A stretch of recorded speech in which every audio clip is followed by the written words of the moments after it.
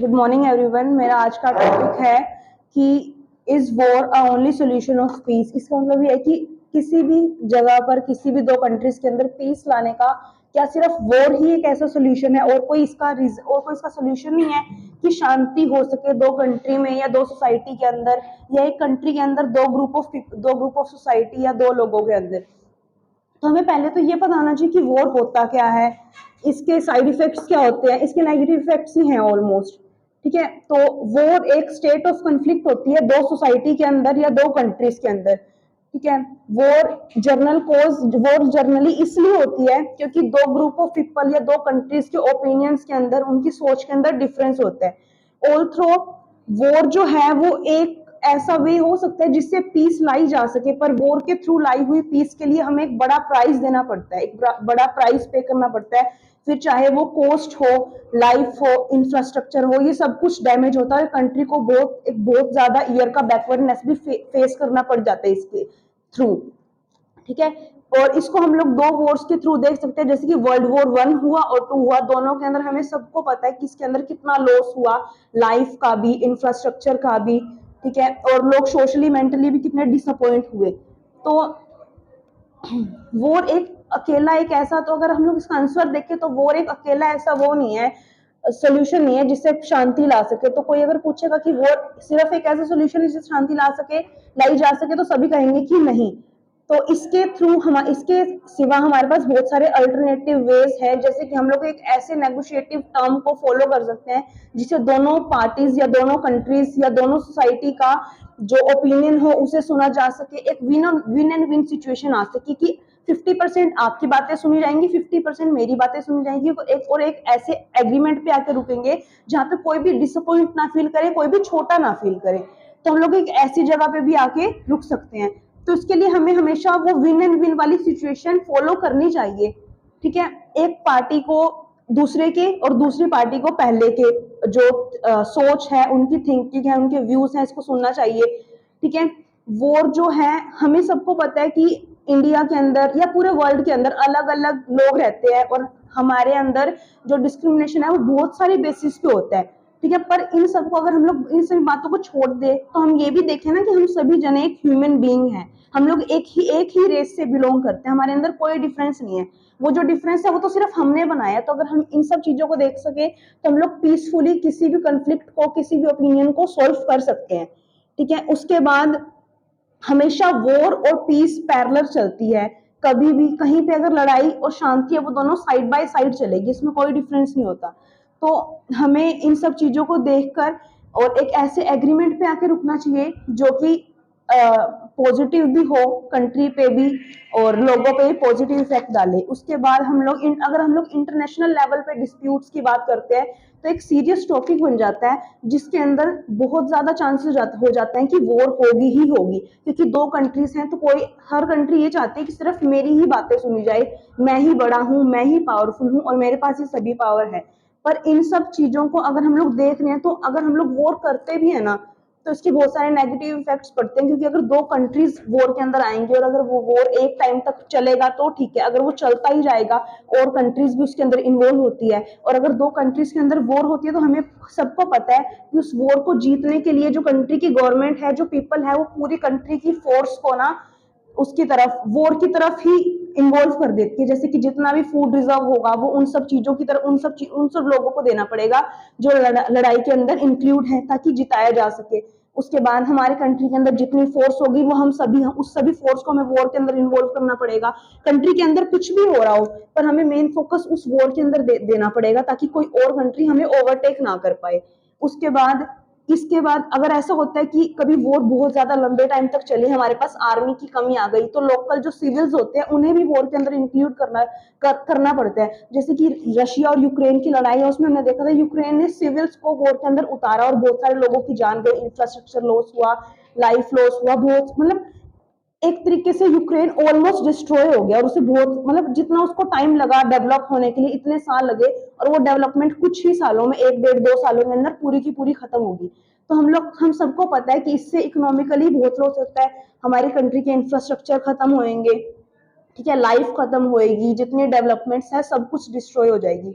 तो हमें एक पॉजिटिव वो लेकर, व्यू लेकर हमें वॉर को हमेशा एक अल्टरनेट देख के रीजन देख के उसे सॉल्व करना चाहिए इकोनॉमिकली या डिप्लोमेटिक स्किल्स के through. Thank you. Good morning. मेरा टॉपिक है negative impact of capitalism. Negative impact जानने से पहले हमें ये पता होना चाहिए कि कैपिटलिज्म होता क्या है।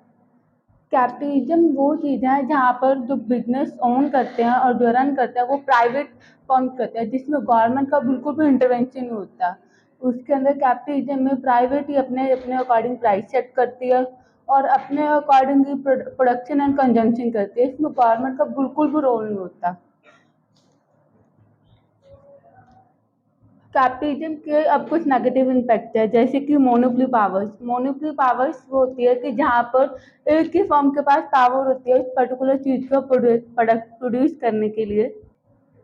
मोनोपोली पावर्स वो होती है जहाँ पर फर्म के पास पावर होती है कि वो अकेला एक ही मार्केट में स्टैंड हो सकता है, उसके अलावा और वो कोई भी और जगह, कोई भी और इंसान या कोई भी और फर्म वो चीज़ प्रोड्यूस नहीं कर सकती। तो कैपिटलिज्म की वजह से मोनोपोली पावर्स मिल जाती है लोगों को, जिसकी वजह से बहुत ज़्यादा हाई प्राइस चार्ज करते हैं। एंड इसकी वजह से जो सेक्शन ऑफ सोसाइटी होते हैं वो इस गुड को कंज्यूम नहीं कर पाते। जैसे कि for example industry like tap water or electricity, they are the main common factor of industry, जिसकी वजह से कंज्यूमर के पास कोई चॉइस नहीं होती, लेकिन उनको पैसे पे करने ही पड़ते हैं, चाहे वो कितने भी हाई प्राइस हो। सेकंड है social benefit is ignore. Social benefit जैसे कि वहाँ जहाँ पर भी फर्म अपनी इंडस्ट्री होती है वहाँ पर वो प्रोड्यूस करता है और जिसकी वजह से बहुत ज़्यादा पोल्यूशन होता है, और पोल्यूशन की वजह से जो लोग वहाँ पर आसपास के रहते हैं उनको उनका लिविंग स्टैंडर्ड में बहुत दिक्कत होती है, जिसकी वजह से वो बहुत ही ज़्यादा बीमारियों के हानिकारक बनते हैं। Third point is monopsony. Monopsony एक ऐसी मार्केट पावर है जिसके अंदर फर्म के पास पावर होती है कि वो किसी भी इंसान को, किसी भी एम्प्लॉय को कम से कम वेजेस दे सकता है और अपने प्रॉफिट ज़्यादा कमा सकता है। इसमें गवर्नमेंट का कोई भी रोल नहीं होता। Fourth point is environment cost and externality. इसके अंदर होता है कि एनवायरमेंट, इसमें गवर्नमेंट का इंटरवेंशन तो होता नहीं, तो फिर ये सारे एक्सटर्नल कोस्ट और एक्सटर्नल बेनिफिट इग्नोर करते हैं, जिसकी वजह से ओवर प्रोडक्शन होता है एंड ओवर कंजम्पशन होता है गुड्स का और नेचुरल रिसोर्सेज का, जिसकी वजह से आगे आने से पोल्यूशन होता है, ग्लोबल वार्मिंग होता है, एसिड रेन होती है एंड नेचुरल रिसोर्सेज का इतना कंजम्पशन कर दिया है कि हमारे आने वाली फ्यूचर जनरेशन के लिए कुछ भी रहा ही नहीं। Third point is inequality. Inequality में ये है कि जैसे कि फर्म, जो मोनोपोली पावर्स फर्म होती है वो हाई प्राइस चार्ज करती है हर चीज़ के। हाई प्राइस चार्ज करने के बाद जो हमारी सोसाइटी का लोअर सेक्शन है, जो ये चीज़ें अफोर्ड नहीं कर सकता, उनके लिए ये बेसिक चीज़ें अफोर्ड करना भी इतना मुश्किल होगा, और जो गरीब है वो गरीब रह रहे हैं और जो अमीर है वो और अमीर होते जा रहे हैं। कैपिटलिज्म का सबसे ज़्यादा फायदा तो अमीर को, हमारी गरीबी सोसाइटी को नहीं है। और दूसरी बात यह कि मोनोपोली फर्म अपना प्रॉफिट कमाने के लिए डिफेक्टिव गुड बेचते हैं मार्केट में, या डुप्लीकेट गुड्स बेचते हैं, जिनकी वजह से उनका प्रॉफिट ज़्यादा से ज़्यादा हो सके और सोसाइटी में नुकसान होता रहे। Thank you. Good morning. Today my topic is women objectification. So first of all, women objectification होता क्या है?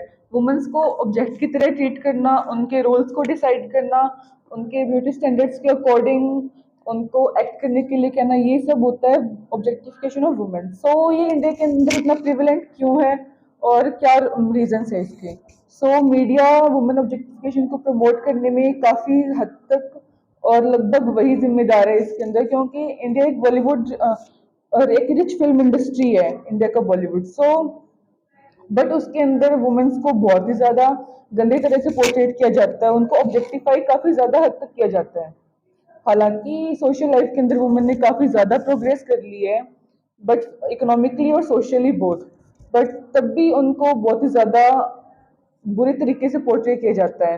फॉर एग्जाम्पल, जो बॉलीवुड के अंदर आइटम सॉन्ग्स होते हैं मूवीज के, वो मेल ऑडियंस को अट्रैक्ट करने के लिए बनाए जाते हैं। उसके अंदर वुमेन्स को प्रोवोकेटिव आउटफिट्स पहनाए जाते हैं, कैमरा एंगल्स को इस तरह से सेट किया जाता है ताकि उनकी बॉडी को इन्हेंस करके दिखाए, और उनको बहुत ज़्यादा वल्गर लिरिक्स के ऊपर डांस करवाया जाता है, जिसके अंदर उनको ऐसे दिखाया जाता है कि वुमेन सिर्फ मेल कंजप्शन के लिए, उनकी ब्यूटी मेंस को अट्रैक्ट करने के लिए है, और बाकी उनका कोई काम नहीं है उनको और मूवीज के अंदर उनको बहुत ज़्यादा हेल्पलेस दिखाया जाता है, जो कि सोसाइटी के अंदर वुमेन्स को की जो अपॉर्चुनिटीज होती है उनको काफ़ी लिमिट कर देता है। सो ये बहुत ही ज़्यादा गलत चीज़ है। अब जो ऑब्जेक्टिफिकेशन है वो सोशल लाइफ के अंदर काफ़ी टाइप्स में होता है, जैसे कि पब्लिक में विस्लिंग करना या फिर उनको पिंच करना विदाउट उनकी मर्जी के, या फिर उनको टच करना। सो ये सब सोशल फॉर्म्स हैं उनमें ऑब्जेक्टिफिकेशन की। अभी ये सिर्फ मॉडर्न टाइम्स के अंदर इतना प्रेवलेंट नहीं है, ये एशियन टाइम से चलता आ रहा है। जैसे कि चाइना का एग्जांपल लेते हैं, तो चाइना के अंदर जो वुमेन्स थी, रिच अपर क्लास फैमिलीज की जो वुमेन्स थी, उनको इनकरेज किया जाता था कि वो अपने फीट्स को बाइंड करें ताकि वो ब्यूटी स्टैंडर्ड्स के अंदर फिट हो पाए। सो ये पीढ़ी दर पीढ़ी चलता रहता है। वुमेन्स खुद को फिट करने के लिए सोसाइटी के अंदर कुछ ना कुछ करती रहती है अपनी बॉडी के साथ। अभी इसका बहुत ही ज्यादा मेंटल लेवल पे असर पड़ता है, फिजिकल लेवल पे भी वुमेन की बॉडी पे काफी असर पड़ता है। फिजिकल लेवल पे ऐसे बिकॉज उनको वो अपनी डाइट्स को अच्छे से नहीं ले पाती, वो बहुत ज़्यादा डिग्रेडेड डाइट्स लेती है, और वो सेल्फ ऑब्जेक्टिफिकेशन का रूप ले लेता है, सेक्सुअल ऑब्जेक्टिफिकेशन। वो बहुत ही ज़्यादा बॉडी कॉन्शियस हो जाती है, और अगर वो खुद को फिट नहीं कर पाती उन स्टैंडर्ड्स के अंदर, तो वो बहुत ही ज़्यादा डिप्रेस्ड फील करती है, एनजाइटी और शेम की फीलिंग भी उनके अंदर काफ़ी ज़्यादा आ जाती है, जो सुसाइड तक को लेड करती है। तो और इसके बेसिस पे काफ़ी ज़्यादा क्राइम्स भी बढ़ते हैं, जैसे कि रेप, वॉयरिज्म और डिफेमेशन एक्सेट्रा। सो जैसे कि मीडिया इसका फैलाव करती है बहुत ज़्यादा, सो मीडिया इसको कम करने के अंदर भी काफ़ी ज़्यादा हद तक हेल्प करेगी हमारी। सो बॉलीवुड की जो मूवीज़ है उनको ये सब एड्रेस करना चाहिए, वुमेन्स को ना कि मेल के ऊपर डिपेंडेंट दिखाना चाहिए, बल्कि उनको सेल्फ इंडिपेंडेंट वुमेन दिखानी चाहिए जो कि अपना काम खुद कर सकती है। उनको जो वो हैं उनके लिए अप्रिशिएट करना चाहिए, ना कि उनकी बॉडीज़ के लिए। Thank you. Good morning everyone. आज का मेरा टॉपिक था difference between village life and city life. Overview. Village life and city life are two different ways of living that have their own set of advantages and disadvantages. Village life is considered to be more traditional and simpler way of living, while city life is considered to be more modern and fast paced.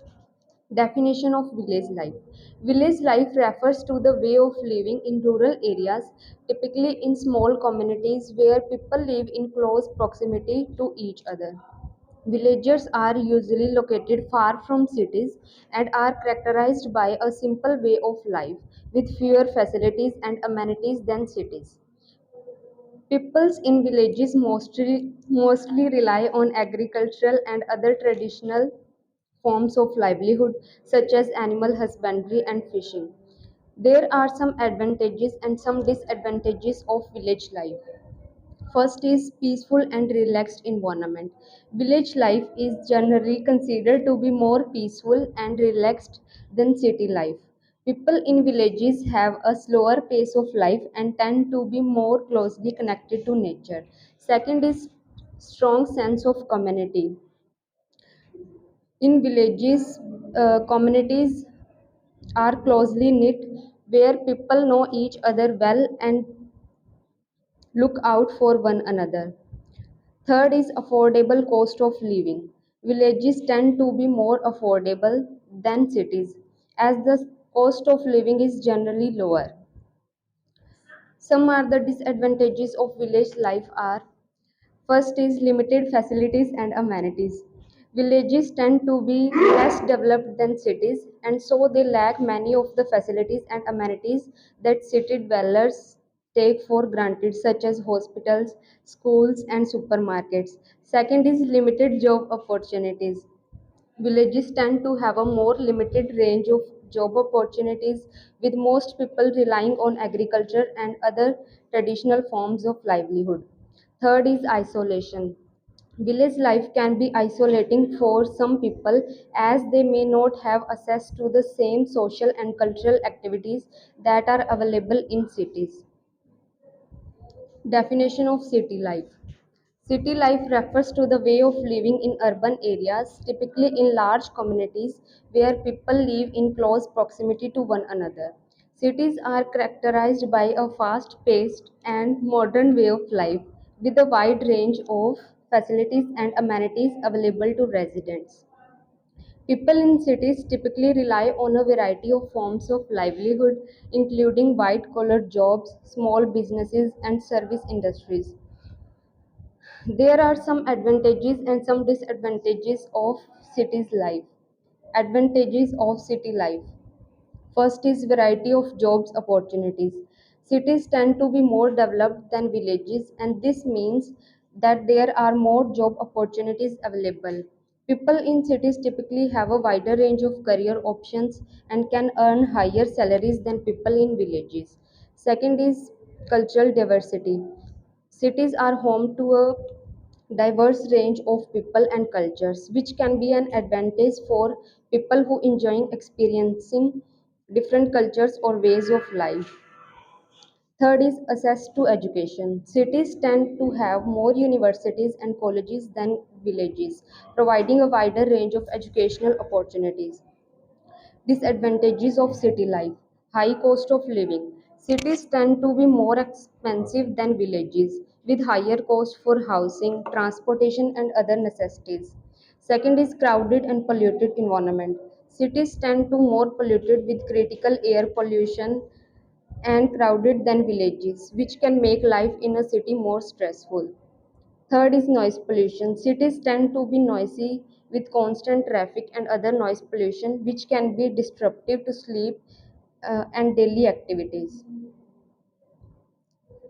In conclusion, village life and city life are two different ways of living that have their own set of advantages and disadvantages. Village life is generally considered to be more peaceful and relaxed, with a slower pace of life and a stronger sense of community. City life is generally considered to be more exciting and dynamic, with a wider range of job opportunities and facilities and amenities. However, it can also be more stressful and expensive. Ultimately, the choice between village life and city life depends on an individual's personal preferences and needs. Thank you. Good morning, everyone. Today I am here to discuss upon the topic Khap Panchayat. When we heard the name of Khap Panchayat, two questions arises in our mind that first is what is Khap Panchayat and second is that what is the necessity to discuss about it.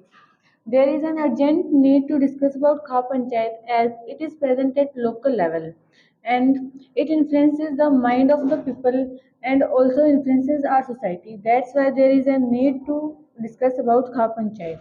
The second is what is Khap Panchayat? Actually, Khap Panchayat is a political organization composed of communities and caste in a region. Members of Khap Panchayat are mainly male person or elder one of the society. Majorly, it includes upper caste people. Panchayat is present at local level, where it acts as a judiciary or we can say court, as it tries to solve the conflicts between the villagers or the people, where we can say that this is a very good point for the Khap Panchayat.